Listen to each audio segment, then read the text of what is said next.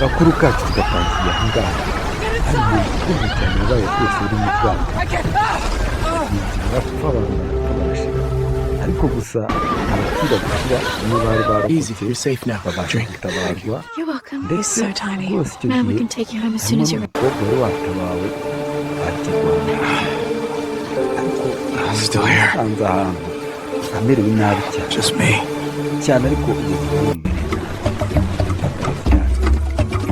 Photos gone. Not while we're here. Balance the spear like this. Let the tide come to you. Well struck. Flags here. Dog's picking up something. Mapping the tide line now. Clues say it could have made landfall east of the cliffs. Move. Boats are heading in. Copy that. Secure the cove. We're coming in now. Did you hear that? That's a beauty. Home with us.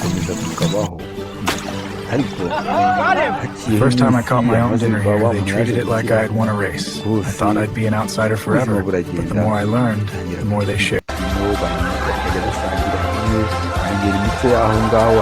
sun as our witness, I choose you. And I you, for all our days.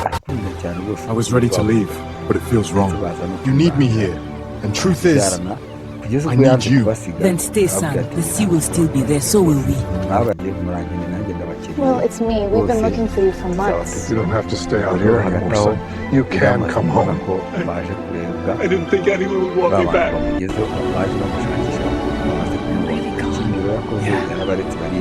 Free. And home.